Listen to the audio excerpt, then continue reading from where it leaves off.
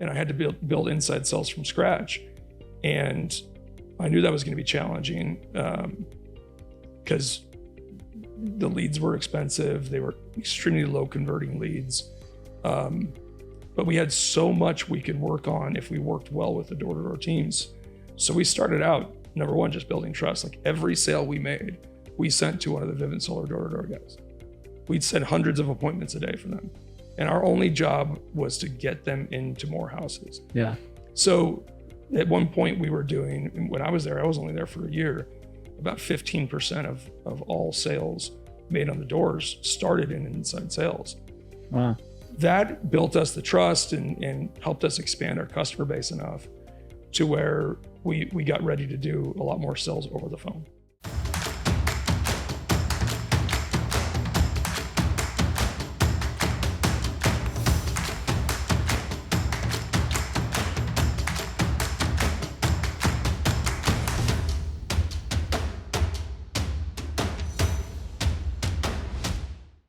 All right, everybody, this is Sam Taggart with the D2D podcast, and I am with an awesome guest, longtime 20-year veteran, Mark Smith, but in the opposite side of what we do, which is on the phones. Like his background. Yeah, he's the enemy. I'm the one stealing all this your is sales. no, and I actually kind of want to make this like the freaking presidential debate right now. I'm gonna be, somebody. Yeah. But this is interesting. So let me run through like. Back when I started in 2008, I remember even hearing about Mark Smith. He was at Pinnacle, I was at Platinum, and like you'd hear rumors of these guys doing these inside sales, and we're on the door-to-door sales, and he's like, hey, let's do this over the phone. And, has built and been an executive at many different security at Pinnacle to Vivint Solar, Safe Streets, which is a huge, doing 10,000 a month in alarms. These are the biggest sales companies, but building out their internal sales department. And I think a lot of business owners that are listening to this, even sales guys are like, man, how do I do this differently? Maybe I go call. Like I've consulted a few solar companies. I was just out in Fresno and they do everything over the phone. And I have a client that we're just onboarding right now that's back east, does everything over the phone. And, some people that's so far-fetched. They're listening to this and they're like door to door all the way. And obviously me being the door to door guy, but I want to see if we can make the argument of like, how does having an internal and external team make sense? How does internal maybe even have better economics? Like, I just want to hear your side of this. So guys, he's, been consulting, worked with like some of the biggest, baddest asses out there. And if you go follow him on LinkedIn, he's actually quite the influencer, writes a lot of good sales leadership content, and has helped inspire like millions of people all over the world on optimizing their sales and leadership from not only just home services to tech to other industries beyond just the alarm and solar worlds. So you've been an advisor for, a lot of these startup little tech companies and seen some opportunity there too. So it's exciting.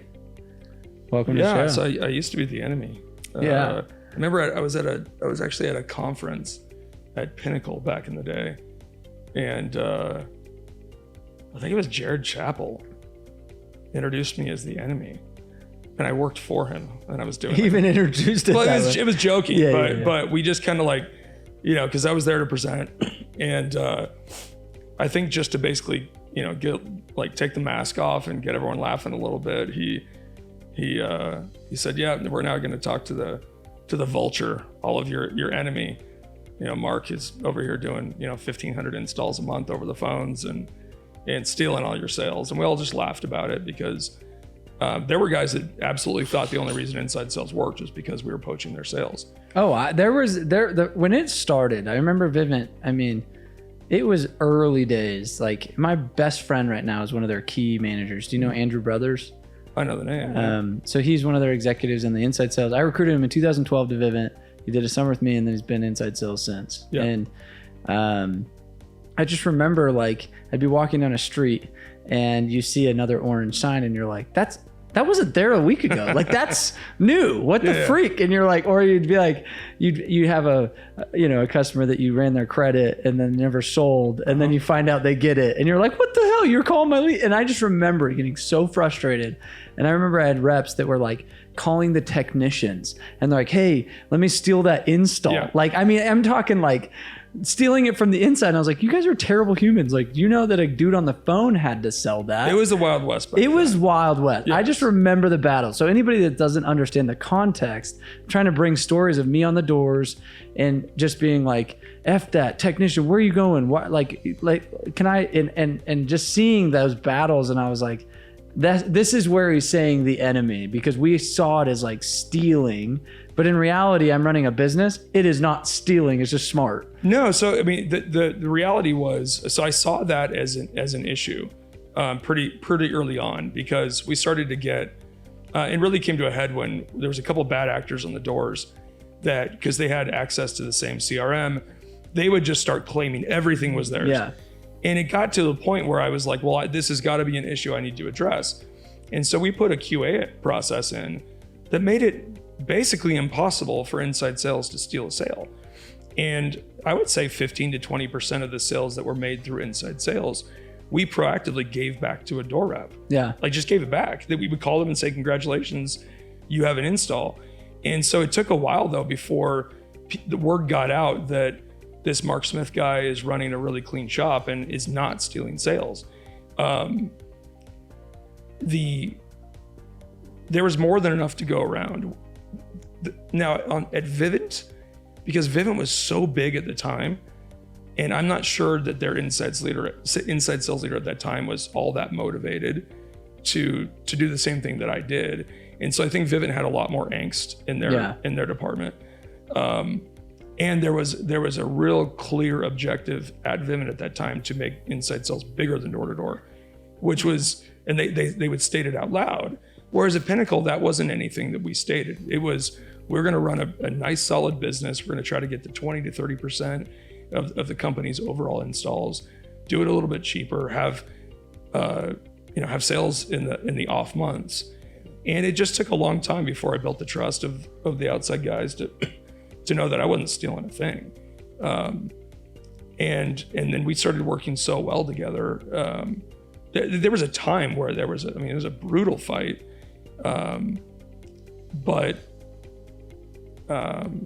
we got through that. Yeah. And ended up working extremely well together. And that's, even the way that I ended up at Vivint Solar, I was out running Front Point, which is a purely over the phone home security company out back east, which was at the time we were the dominant company. Nobody had any idea we were doing. Well, you did crazy marketing. We did crazy marketing, and we had sales conversions through the roof, and we were eating people's lunch. But to put things in perspective, a month, how many at Front Point were you guys doing alarms? 10,000. Yeah, guys, do the math. Like 10,000 a month. Yeah. I have clients that do 100 a month, and they're stoked. Yeah, we were doing 10,000 with a creation multiple of like 6. Oh, geez. Yeah, I mean, in a churn of like 4%. I mean, we specifically marketed, but we didn't do any PR. We didn't accept any awards. We tried to stay under the radar. And people were absolutely blown away at how big we were and how well run we were. But when I was at Front Point, the whole reason I ended up at Vivint Solar is because all the guys from Pinnacle that went over to Vivint and Vivint Solar, when they said that they wanted to do some inside sales, they all said, we know the only guy you can trust to do this. And they recruited me in and actually flew the CEO out to meet me and convinced me to come back. And it's because they knew that if inside sales was going to get done at Vivint Solar, they wanted it done with somebody they could trust. And you guys were like the pioneers of phone sales on solar. Well, I think Solar City actually was the pioneer, but Solar City, they pioneered it only because they had so much business that a lot of straggling business was coming in over the phone. And so they ended up having a lot of free sales. They weren't giving them back to their door guys. So they had these phenomenal unit economics, and then they used that to buy a bunch of leads. In the end, my understanding, because their management came to meet with us and we saw their unit economics, was standalone Solar City inside sales was not profitable at all. Interesting. And it only existed because Solar City's outside sales was so prolific at the time. But that's just something that we accepted at Vivint Solar, which is, I inherited like 6 customer service reps, and I had to build inside sales from scratch. And I knew that was going to be challenging because the leads were expensive. They were extremely low converting leads. But we had so much we could work on if we worked well with the door-to-door teams. So we started out, number one, just building trust. Like every sale we made, we sent to one of the Vivint Solar door-to-door guys. We'd send hundreds of appointments a day for them.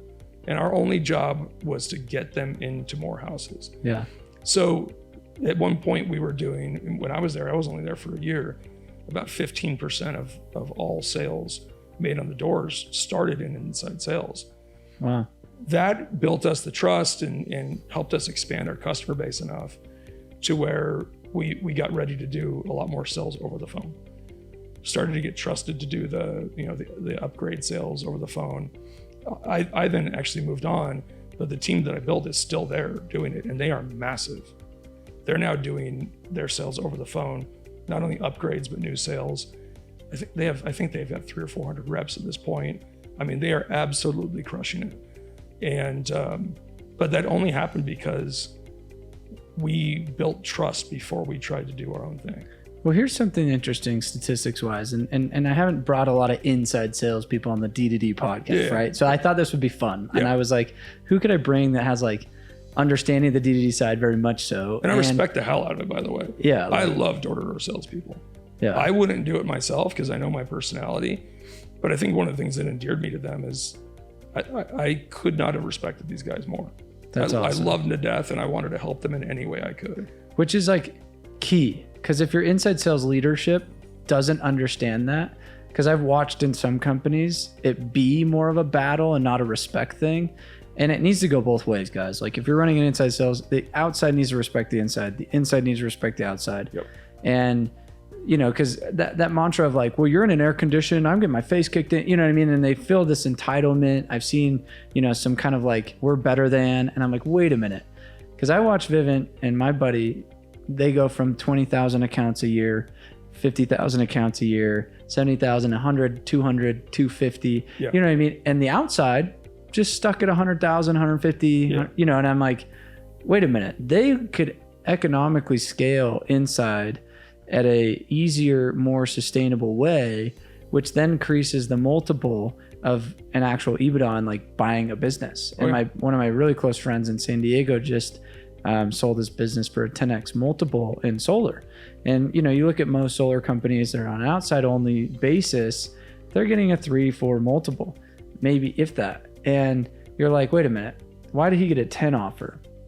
And everybody's like, well, I want to get that. I should get that, or I should get bigger. Or like Sunrun buys at Vivint Solar at a bigger multiple. Yeah. It's because they saw multiple verticals of channels that create a diversified portfolio of income. And if you're solely relying on one region, one manager, and an outside department, if I'm private equity or a buyer, what happens if that guy leaves? Yes. You're done. Your revenue machine's done. I don't think that gets brought up nearly. It doesn't. And that's why I wanted to bring this up. It's really interesting. I think when a private equity group buys a company like a Utah summer sales based company, I'm not sure they quite understand that if they lose 2 or 3 people, they lose half their business. Yeah. And I think they structure the deals where the guys like Todd and Jared and Steve, they make sure there's enough money on the table to keep their people there and keep them happy. But I don't think the PE groups understand just how much the business could suffer if one of their door-to-door teams leaves.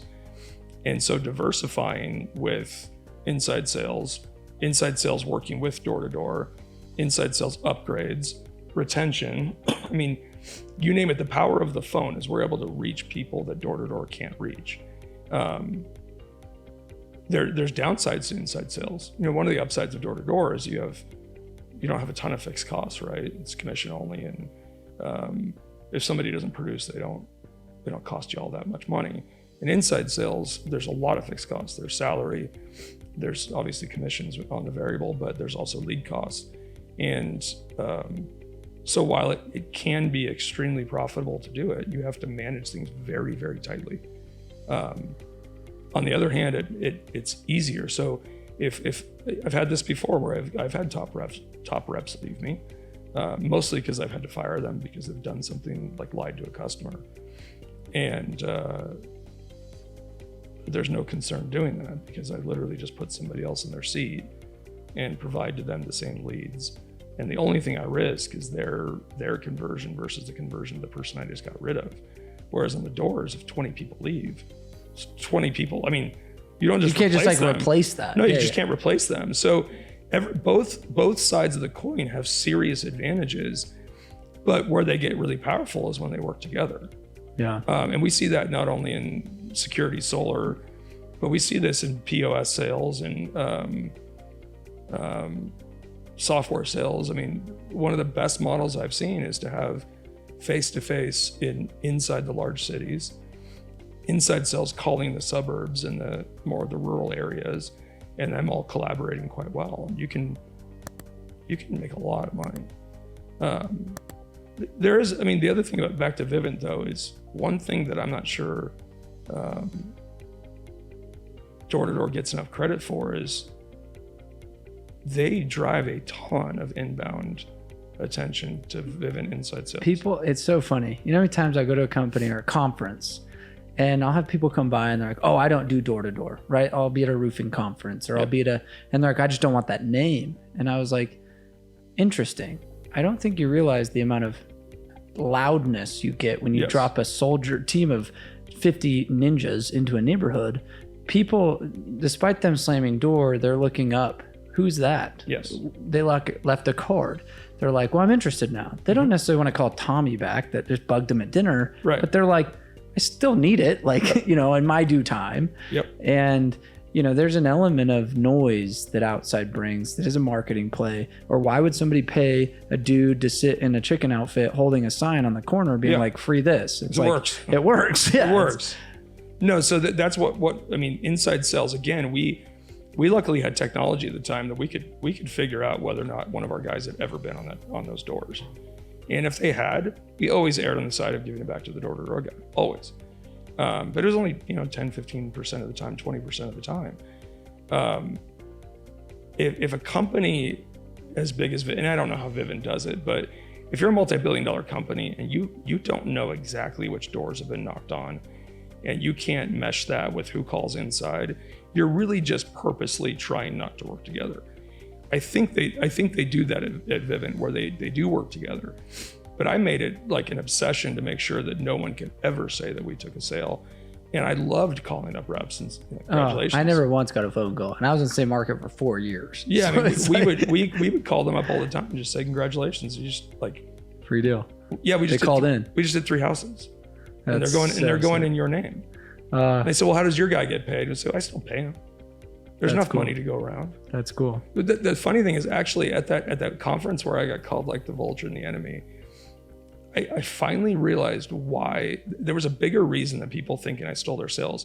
Because at that point, there was enough of the top guys saying, guys, we've met him. He doesn't steal our sales. That I think that was starting to just wane out. But what it was funny. It occurred to me the reason they all hated me is they all believed that I got paid the exact same way they got paid. Oh. These guys were convinced I was making, $2.5 million a year. And then I had to explain to them, it doesn't really work that way. Once they realized that I wasn't making millions of dollars a year, they didn't hate me nearly as much. That's interesting. But yeah, it's just, but the same thing with inside sales. Inside sales, I would always have the guy say, why don't we get $1,200 in a sale? And I'd roll my eyes and again, whiteboard for them, I pay you an hourly wage and I pay for the software licenses and I pay for leads and all of that invested in does pay about the same that we pay on the doors. If you want to cold call, I'll double your commissions. Well, I don't want to cold call. Well, great. Well, I'm providing you paid inbound leads. You can't make the same as the doors. But there's always these misconceptions that I think got in the way of people working together. Yeah, because I'm sure the inside was like, well, wow, they make how much a deal? And then they go, well, do you want to go knock? You can go knock. Yeah, go knock. It's like, go knock. Go knock, go cold call. Yeah. Like if you cold call, and by the way, on referrals, on self-gen, I always paid them through the nose on inside sales. Yeah. I'd pay an extra $500 per sale if they generated it on their own. If I didn't have to spend any money on marketing. Some companies don't do that, which baffles me. they'll do like an extra $50 commission, even though the typical sale may cost them $700-800 in leads. They'll tell a rep, if you self-gen, we'll give you $50. And it's like, why are you getting cheap on your reps? Like, why aren't you paying them an extra $500? And so that's one thing that we tracked like a hawk, is the amount of extra sales from self-gen. We called it like the self-gen factor. And the best reps, we expected about 17-18% of their sales to come from referrals. And they made a fortune because I paid them through the nose for those referrals. But yeah, I mean, there's room for everything. Yeah, there's room for e-com. There's room for inside sales, outside sales, retail, conventions. Companies should really be looking at a multi-pronged approach. Pick one or two that they can do really, really well. Only expand when they've nailed those two. Yeah, when you've like said, I have a leadership and a process and a system that's working in this thing. Yep. Now I can go build this while this one's just on autopilot. Yep. And that's what I tell them. I'm like, I see a lot of companies like, I want to get into solar and I'm doing roofs, or I want to get into alarms. And I'm like, dude, this thing still sucks. So like, hold on. Go deep first. Go deep. Yeah. Go deep before you go wide. And I would say that, or poach a guy like Mark, who's just like, you're a partner now. You have these economics in it. Good luck. Yeah. And let them own that, but don't try to juggle being the expert in that when you still suck at this. Like, and I watch them spread too thin, and I'm like, hold on. So I guess I want to talk about two different things that I'm passionate about. Like, so for example, in solar, I built an app called vanillamessage.com. Okay. And it's a texting automation system to basically, 50% of our sets were no showing, and, you'd have the failed credits. And I just watched like all this data, and I started to get really analytical about like, wait a minute, like what happens to that data? And this was in solar at the time. And, since then we've marketed Vanilla for the last 4 years and scaled that company. And, but I noticed like, so first thing is data. I want to talk about just like where you get leads, how you manage the data, how you score it, how do you know who to divvy it to, things like that. And then the second thing, we'll get into the second thing. So let's start there. So like, let's say I'm not a great marketer, and I'm like, I'm not spending $1 million a month on ads. Like I don't have the multi-billion-dollar budget. So like I'm a 20-man roofing company, or I'm a 30-man solar company. And how would you buy data, get data, market leads? Like what would you do to kind of, because there's a difference between out cold white pages, and I'm sure you've called those kind of leads. And then there's like the outbound, there's the recycled data, and then there's the inbound. So like, talk to me about like, what you found as best practices. I'm a younger business owner. Where do I start?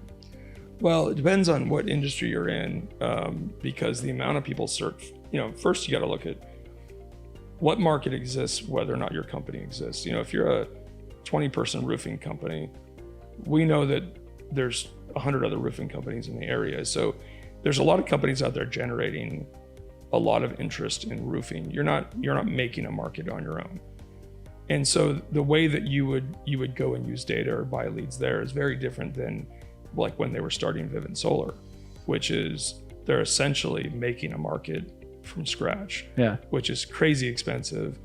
There isn't a ton of companies around doing it to where you can just market and kind of scrape and pick up the scraps through better messaging. So it really just depends on what kind of company you're running. There's a reason why the only companies that have done extremely well, meaning they've gotten very big inside sales in the solar industries, were Solar City when they started, even though their inside sales ended up failing.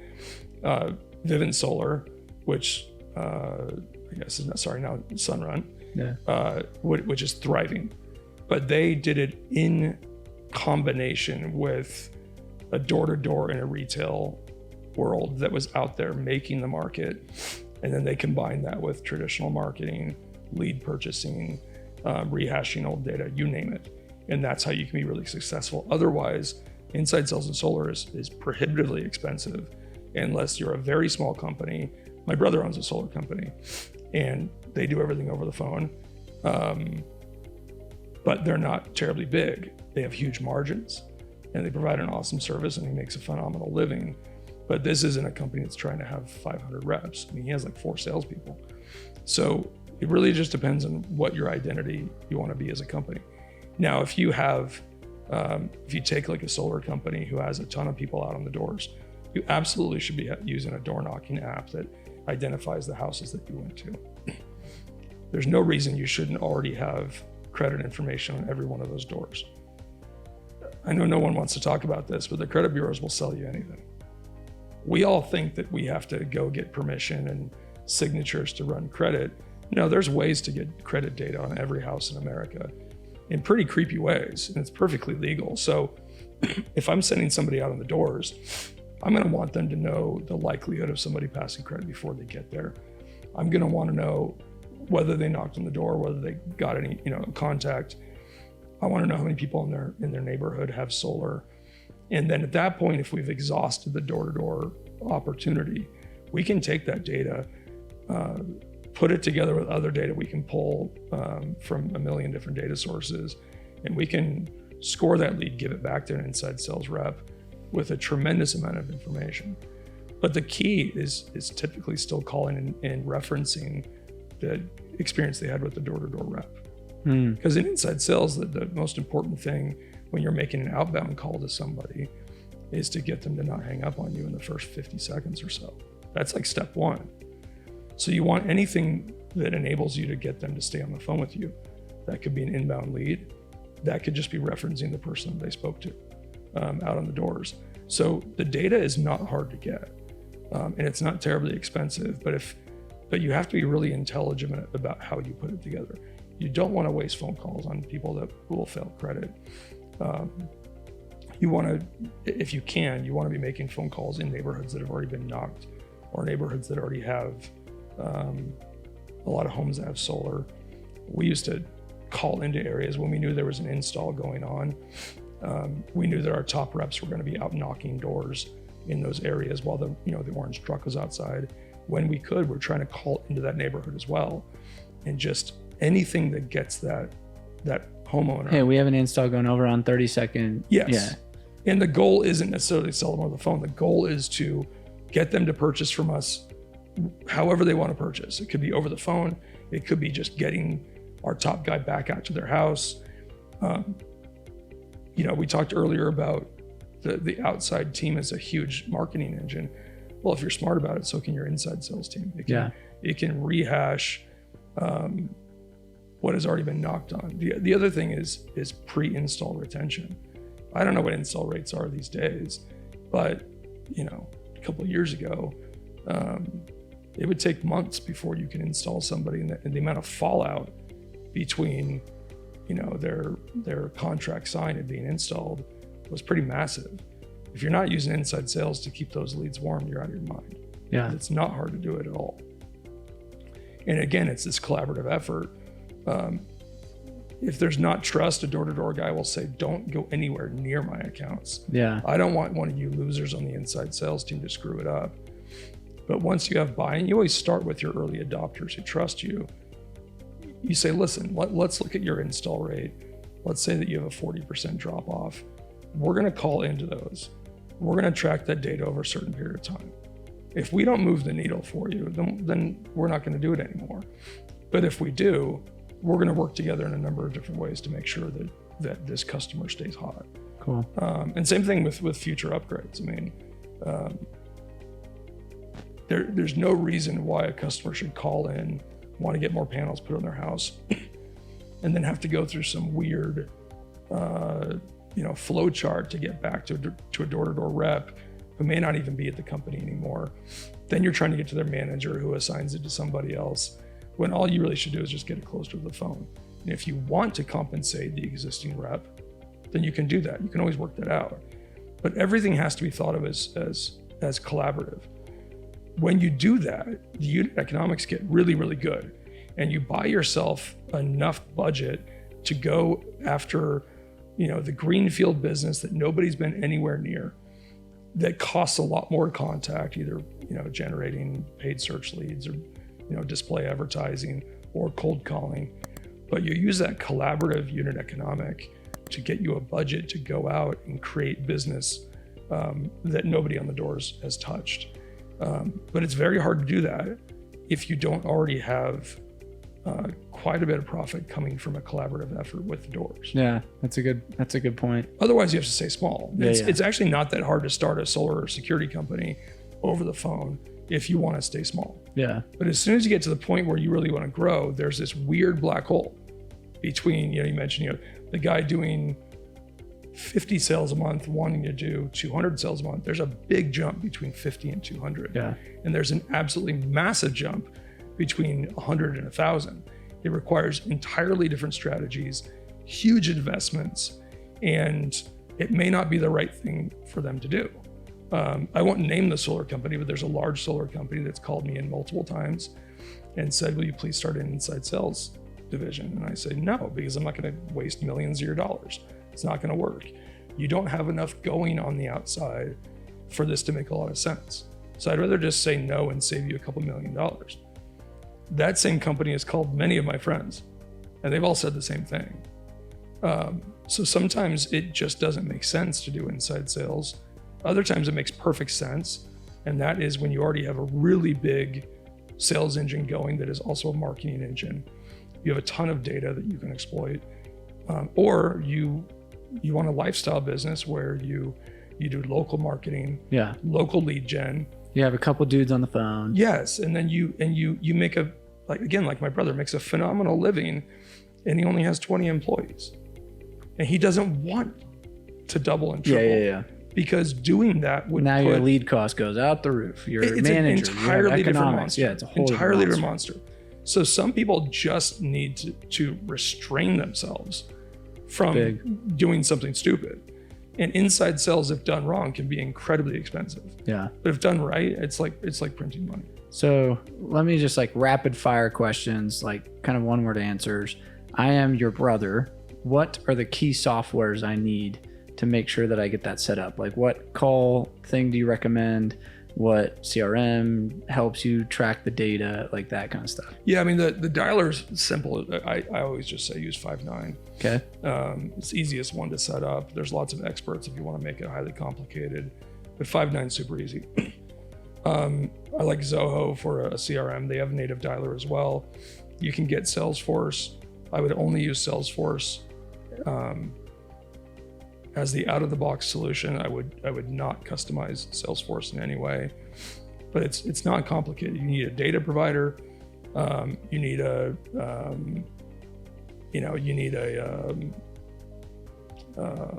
kind of a portal that cleans your leads from marketing before it gets to the dialer. What do you mean clean the leads? What's that? When a marketing lead comes in, you want to make sure that it's properly tagged. You want to make sure that it can be tracked all the way through the system. You want it to be able to get routed to the proper rep. So there's these these million different softwares where when you generate the lead, it first goes into this marketing platform, tags it, and then delivers to the dialer. It does this all within seconds. But most of this stuff, honestly, could just be done through a Zoho integration, a basic out-of-the-box Salesforce integration.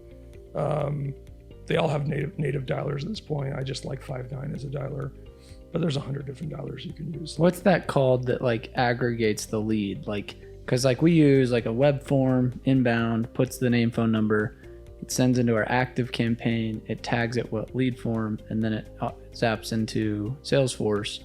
Am I missing something? But I feel like there's a lag between active campaign to Salesforce. No, there shouldn't be a lag.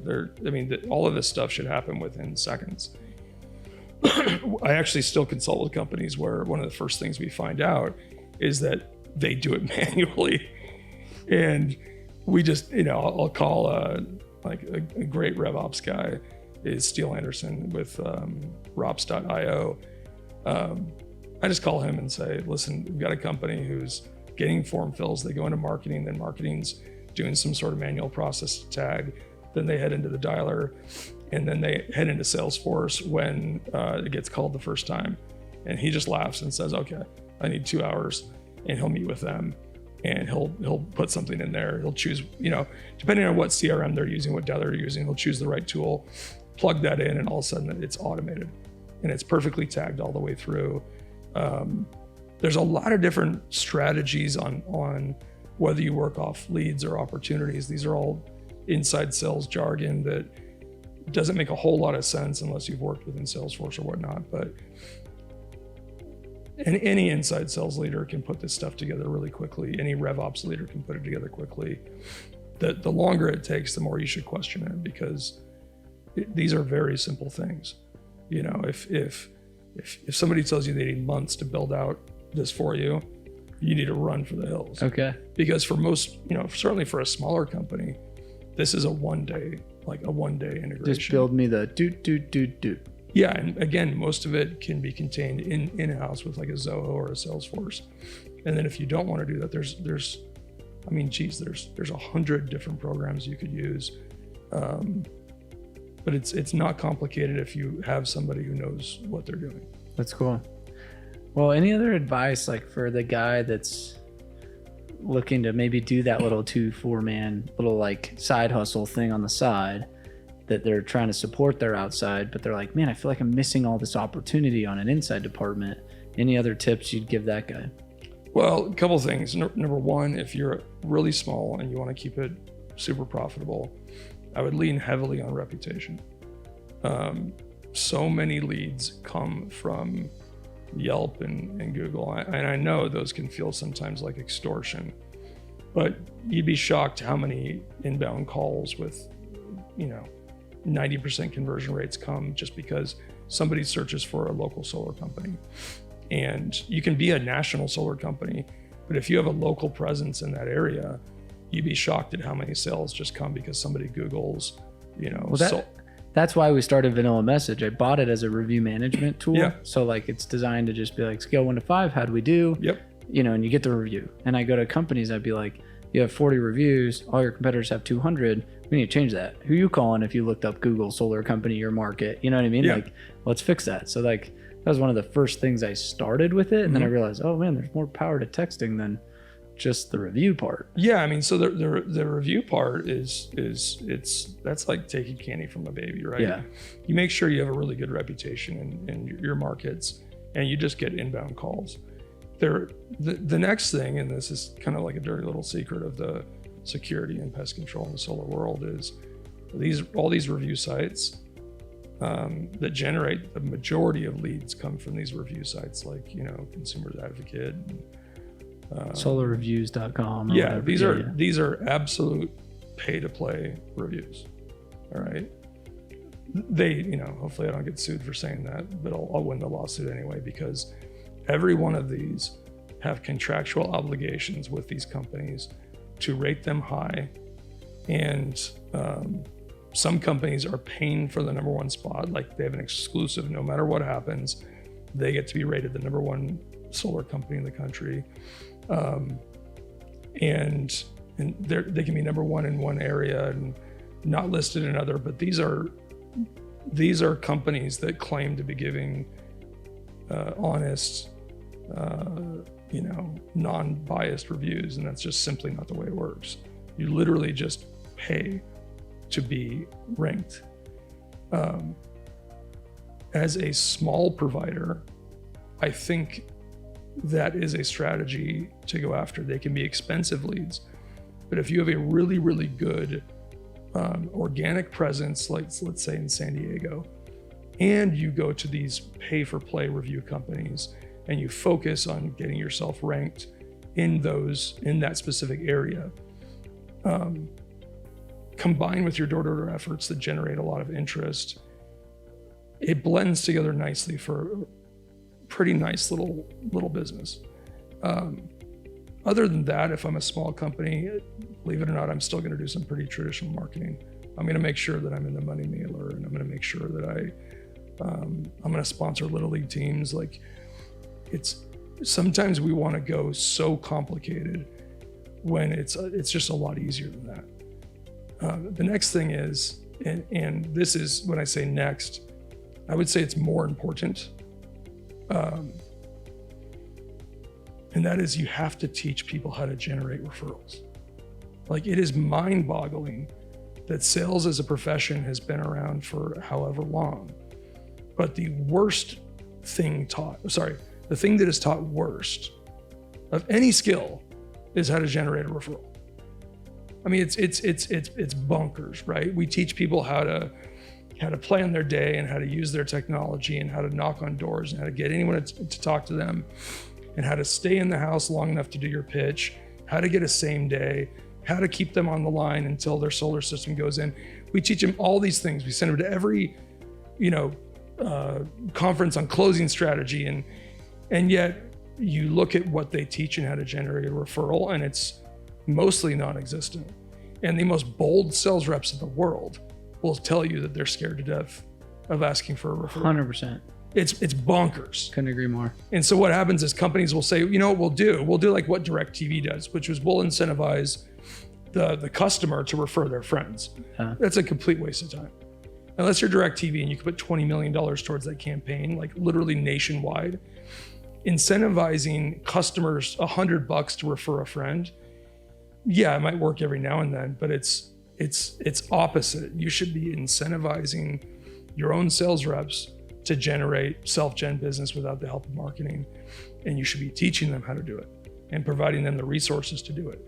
Because incentivizing a rep to go and teaching them how to do it is going to yield 10 times the amount of benefit from doing some sort of, marketing-based customer loyalty program. Yeah. Every marketer comes in and says, we're going to do a customer referral program. And they're all flops. And it's because there are some people, but almost nobody is going to want to pimp out their friends so they can get a $100, Amazon card. But if you go teach your door-to-door reps, your inside sales reps to be bold and ask for that referral, it's not even 10 times more successful. It's probably 30 times more successful. So if you aren't teaching referral-based business, you're out of your mind. Like, hire an Adam McClellan to come and teach you how to do it. He literally wrote a book on it. The guy makes $1 million a year and doesn't knock doors. Yeah, it's like he just walks around. And he wrote a book telling you how to do it. Yeah. And I'll meet door-to-door guys, solar guys that, how many referrals do you do? I don't do a whole lot. Well, have you read Adam McClellan's book on referrals? No, I've heard of Adam. Like, he wrote the book on it. It's $10 on Amazon. Read it. He tells you step by step what to do. And they don't do it. They'd rather go knock a fresh door. And it's like, I respect the hell out of that. That is the core of your job, is to go knock those doors. But work more efficient. But why don't you work more efficiently? Yeah, it's like, I would knock on 20 doors to get one good referral. I mean, like that, like it's a whole different, the amount of time taken to ask for a referral versus the amount of time taken to knock all these doors to get a potential prospect. Like, come on, dude, it takes you 5 extra minutes at the end of the sale, 10 extra minutes, maybe another 10 extra minutes later on. You know what I mean? Like, that's it. Like, it's not that much time. Yeah. And one thing that I think is really important to note is a lot of guys will start out trying to be really, really clever. And they'll say, well, I don't work smarter or harder. I work smarter. I usually roll my eyes at those guys and say, well, you probably just aren't going to be successful, because the people that get yield from working smarter first learned how to work hard. Adam McClellan is able to get those referrals and work smart because he's knocked 500,000 doors in his life. Like, he has had more doors slammed on him than you can imagine. He worked hard. He built his business from scratch. Yeah. He moved his family, to Massachusetts, and he built it literally from nothing. Now he's earned the right to be really smart. But his referrals come from the fact that he sold so many by just knocking on the damn door. Yeah. So I don't want anyone to think that there's a shortcut to door-to-door sales. There isn't a shortcut. I won't say his name because I'm not sure that he would want this to be said, but there's another person I know in the solar industry that has been making close to $2 million a year now for like 6 or 7 years. People don't know that he has a team working for him. They think that it's just him doing all those sales. No, he has a team working for them. And internally, people know that. It's not a secret. He's not, defrauding anyone. But again, he had to go and knock so many doors and build this personal name for himself to where when he sends people out to do marketing for him, his name's already respected. It makes it so much easier for them to do it. So yeah, work smart and do those tricks and get the referrals. But the first, work hard. But once you've done the hard work, my gosh, you really leaving a house without getting a referral? Like, good point. I mean, we did this like in inside sales. Sometimes you just have to remind people about how real life works. Yeah. So, you know, when I was at Front Point, for instance, we did a lot of sales to people in New York.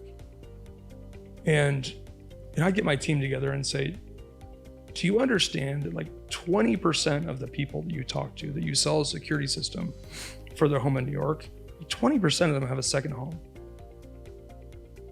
So why are you not asking? Well, the answer was they hadn't thought of it. Well, we made it part of the script. It was mandated that you had to ask whether or not there's a second home, a vacation home, a rental home. You'd be shocked at how many customers would say, oh yeah, I have 2 other homes. Let's do those too. We had a lady, it's like actually one of the scenarios I remember the most. This is back when we were writing contracts on like triplicate, you know, carbon copies. But I had a guy who was not a great sales rep for me. He just kind of did the bare minimum, but we loved him to death. And the minimum was good enough, right? He made quota, he wasn't anything special. And he came to me one time and said, hey, I need your help. I need to do like 35 contracts. I was like, well, why? He says, well, I sold a lady 35 systems. 35. And I was like, okay, I'm not sure I really believe this, but I didn't want to get his hopes up, or hopes down. So I listened to the call and I thought, all right, it sounds pretty legitimate, but still, the idea that this lady's really going to do 35 houses. Well, she did them and she paid up front for them. We literally flew 2 technicians. She owned it like a street in Florida. Wow. And the only reason he got 35 is after he signed the contract and scheduled the install for the first house, he asked her, do you own any homes, any rental homes, any vacation? She goes, oh, I own the whole street. That's awesome. And she wasn't joking. She owned the whole friggin' street. So we flew technicians out there and they did nothing but install systems for like 5 days. Wow. And it turned from 1 sale into like 35. And to celebrate, we actually paid his commissions in $1 bills, and we brought his suitcase. And that's awesome. We made him go deposit. I forget what his bonus was on that, but it was like, you know, $8,000 or $10,000 that we gave him extra. But it literally turned from 1 to 35 by an average sales rep just doing what I asked them to do, which is at the end, I want you to ask whether they have another home. And again, if you're installing solar in New York to somebody in their 60s or 70s, and you don't ask them whether they have a condo in Del Boca Vista, Florida, you're out of your mind, because they do. And you just have to ask. That's awesome. And you have to be bold. I mean, if you've already knocked on a door, you've already been spit on, yelled at, cursed at by the police, called on you. Now you've sold somebody. Yeah. Right? You have an advocate in that neighborhood. You've got a big orange truck or blue truck or whatever's going to be there to do the install. You're going to have 5 or 6 workers there. It's going to be somewhat of a spectacle. I'm going to grab that customer and I'm literally going to walk them around the neighborhood and ask them about their neighbors. So important. And I'm going to say, by the way, oh, Bill, you're good friends with Bill? You think Bill would want that? Great. I know people that do this. We just go knock on their door. I bring my customer with me, knock on the door. Hey, Bill, I'm getting my house installed. I want you to talk to my buddy here who got me set up. I know it sounds crazy pushy, but you already did the hard work. Yeah. Now you have an advocate who you can go door knocking with. Why are you not doing it? And that is the biggest difference between the most successful door-to-door guys, is the ability for them to go and not do the typical spiel. Do you know the Thompsons? We just set them up. The one that we know is sort of fake, right? I'm talking about when you actually install the Thompsons, you grab Mr. and Mrs. Thompson and you walk around the neighborhood and you knock on doors with them. I love that. It works. I love that. It works.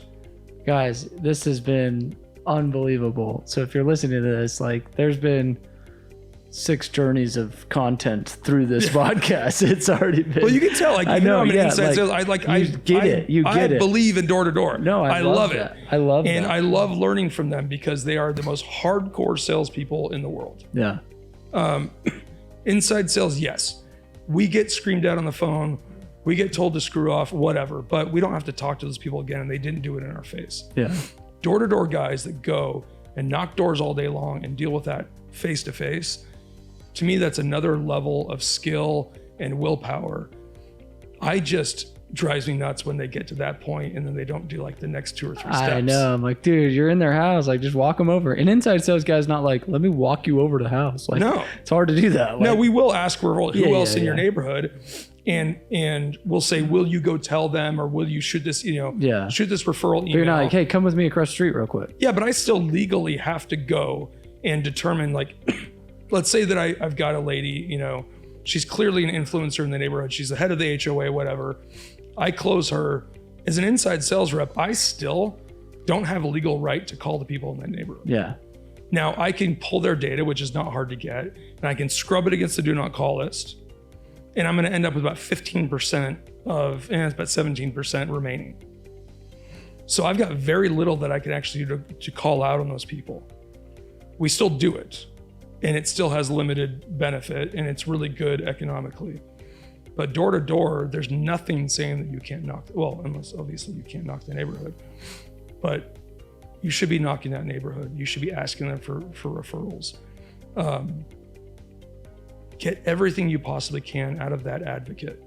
And of course, make sure that you treat them with the utmost respect. I mean, but door to door is still, I still think that door to door sales is the smartest thing that any young salesperson can do before they start a career in sales. Love that. Guys, you heard it firsthand. If you don't follow him on LinkedIn, go follow Mark. And he has some awesome content on there. I've followed him for a while, and I was like, it'd be fun to have on the podcast would be Mark. And I found out he came back. He lived in Romania and helped, which is a whole nother podcast we could do with the refugees in Ukraine. And he's just done some phenomenal stuff for a lot of local companies here in Utah and outside of Utah. And appreciate your love and knowledge. And thanks for being on the show, man. We got to wrap up. But thanks for having me. This was good. It's a good time. Good time. Okay. What was the second topic you wanted to talk about? Oh, we can do I want to do another podcast. We should fight about something. I know. I was like, we didn't even debate. We should disagree about. We should find a way to disagree about something on a future podcast. I know. I was like, I had a couple points. I was like, man, we just kept going. I have another interview I got to do, but yeah. I had a bunch, and I was just like, if I go down these rabbit holes, it's another hour of like debate, and we should just have you back, or maybe come to DoorCon and teach on, make the argument, or maybe we do have that debate of like a VP of inside sales and a VP of outside sales, and they kind of like battle it out. I would love that. That would be super fun. You should come. Well, I think I could honestly just get the whole audience to understand that there's a way to do it. There's a way to do it. If their company is doing it the wrong way, they'll be able to go and say, hey, we just heard from the guy that has built it, who's done more inside sales accounts than like anybody in the industry, and he thinks that we should be collaborating more. Yeah.